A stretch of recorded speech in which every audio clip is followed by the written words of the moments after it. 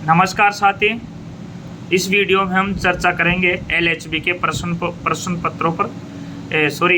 पर। तो यहाँ जो प्रश्न है एलएचबी का, वो पहला प्रश्न है पेपर की सीरीज में, ये 21वां है। तो पहला प्रश्न है, how many brake disc on one wheel in LHB. LHB के एक पहिए पर कितने ब्रेक डिस्क होते हैं? तो आप रट लीजिए, एलएचबी कोच में एक पहिए पर 2 डिस्क ब्रेक होते हैं। दूसरा प्रश्न है, एलएचबी कोचों में किस प्रकार के रोलर बियरिंग का उपयोग किया जाता है? तो एलएचबी कोचों के अंतर्गत सीटीआरबी रोलर बियरिंग का उपयोग किया जाता है। सीटीआरबी की फुल फॉर्म होती है cartridge tapered roller bearing. LHB कोचों में व्हील फ्लेंज की मोटाई कितनी होती है? तो साथियों मैं बता दूं, एलएचबी कोचों में जो व्हील फ्लेंज की मोटाई होती है वो 29.4 mm होती है। वेरी इंपॉर्टेंट प्रश्न। नेक्स्ट प्रश्न है, एलएचबी कोच में ब्रेक डिस्क की मोटाई कितनी होती है? वेरी इंपॉर्टेंट प्रश्न, ये होती है आपके 110 mm। नेक्स्ट प्रश्न है साथियों, एलएचबी में ब्रेक डिस्क का व्यास कितना होता है? What is the diameter of brake disc in LHB coach. LHB coach में ब्रेक डिस्क का व्यास जो होता है वो आपके 640 mm होता है। रट लीजिए, वेरी इंपॉर्टेंट क्वेश्चन। नेक्स्ट प्रश्न है, एलएचबी कोच के व्हील एक्सल का व्यास क्या है? तो एलएचबी कोच के व्हील एक्सल का व्यास है जो 170 mm है।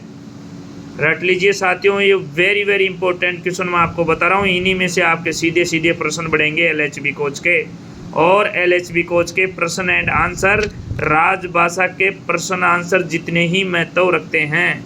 आप देख लीजिएगा, यदि राजभाषा के 10 प्रश्न आते हैं तो पेपर में 10 क्वेश्चन भी एलएचबी के आपको मिल जाएंगे। इसलिए जितना महत्व राजभाषा का है उतना ही महत्व एलएचबी कोच का भी है। तो मैं पुनः रिपीट कर रहा हूँ, एलएचबी कोच के व्हील एक्सल का व्यास कितना है? तो वो 170 mm है। नेक्स्ट प्रश्न है, एलएचबी कोच में सीआर टैंक की क्षमता कितनी होती है? तो वो 6 लीटर होती है। 6 लीटर याद रखिएगा। एलएचबी कोच में मेन ब्रेक पाइप और फीड पाइप के बोर का साइज क्या है? तो उसके बोर का साइज है 25 mm। एलएचबी कोच में मेन ब्रेक पाइप और फीड पाइप के जो बोर का साइज है, जो डाया है, वो आपके 25 mm है।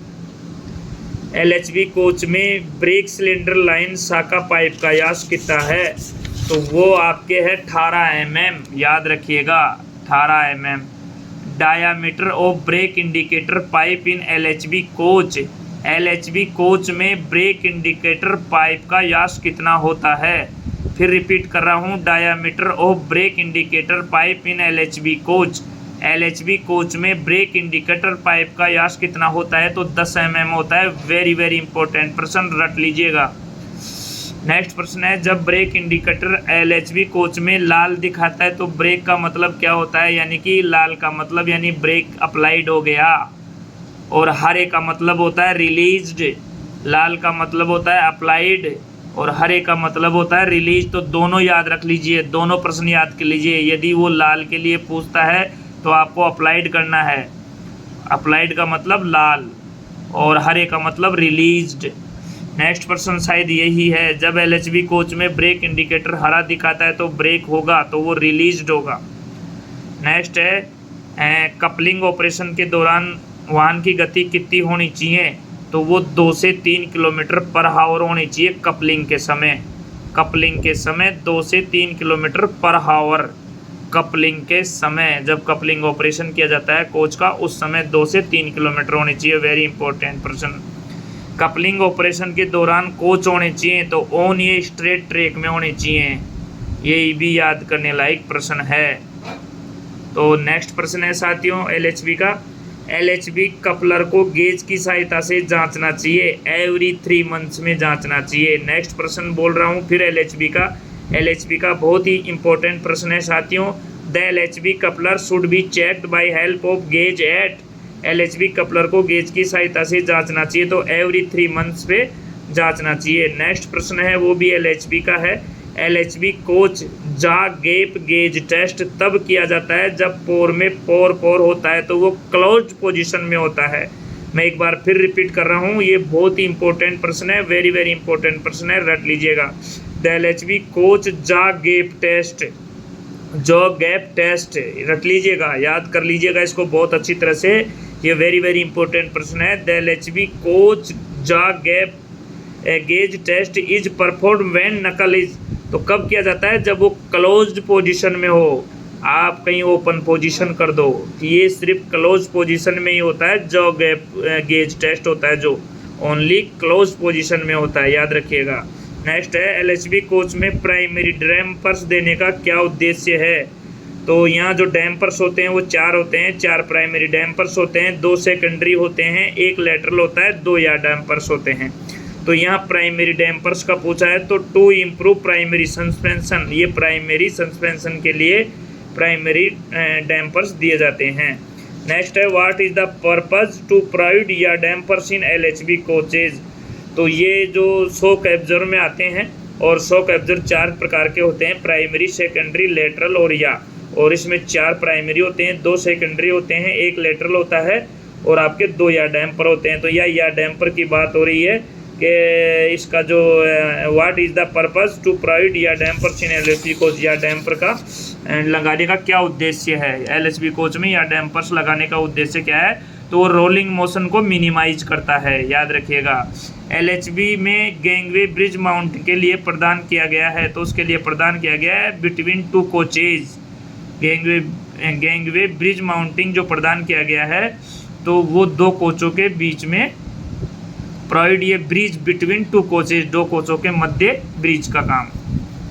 नेक्स्ट है LHB में स्प्रिंग लिप किसके लिए प्रदान की जाती है, LHB में स्प्रिंग लिप किसके लिए प्रदान की जाती है, तो वो की जाती है आपके to keep the fall plate in correct position, fall plate की सही स्थिति के लिए स्प्रिंग लिप प्रदान की जाती है। वेरी इंपॉर्टेंट प्रश्न, याद रखिएगा साथियों। और जो नेक्स्ट क्वेश्चन है वो भी वेरी वेरी इंपॉर्टेंट है, और ये कोड है, ये कोड किसका है, ये कोड मैं आपको बता दूं, मैं सारे कोड बता देता हूं आपको, LHB कोचों के सारे कोड बता देता हूं। ये जो LHB का कोड इसमें बताया गया है, 42वां प्रश्न है, फुल फॉर्म ऑफ LWFAC, यानी LFAC की फुल फॉर्म क्या है, तो AC first class sleeper EOG end on generation, EOG का मतलब होता है एंड ऑन जनरेशन, EOG का मतलब होता है एंड ऑन जनरेशन।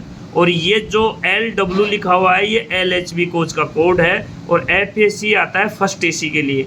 तो जो फर्स्ट AC के लिए कोड अगर आपसे पूछता है, LHB कोच का कोड पूछता है फर्स्ट AC के लिए, तो वो आपका होगा LWFAC। और यदि आपको सेकंड AC के लिए पूछता है, यदि आपको सेकंड AC के लिए पूछता है तो आएगा LWACCW, LWACCW, ये सेकंड AC के लिए आएगा। और यदि आपको थर्ड AC के लिए पूछता है LHB कोच, तो उसमें LW का मतलब ही LHB कोच है, तो फिर उसमें अगर थर्ड AC के लिए पूछता है तो आएगा LWACCN, ये हो जाएगा आपके उसका थर्ड AC का। और यदि जर्नल का पूछे तो LWS, ये जर्नल कोच का आ जाएगा, LWS ये जर्नल कोच का आ जाएगा। और स्लीपर के लिए पूछे तो LWCN, ये आपके स्लीपर कोच के लिए आ जाएगा। और CZAC के लिए पूछे तो LWCZAC, ये आपके चेयर कार के लिए आ जाएगा।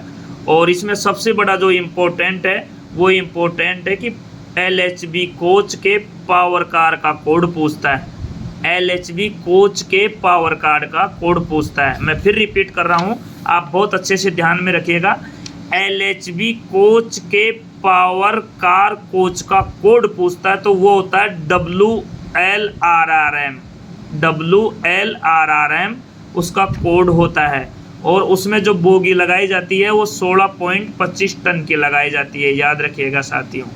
उसमें जो बोगी लगाई जाती है वो 16.25 टन की होती है, और उसकी जो क्षमता होती है वो होती है 5 टन।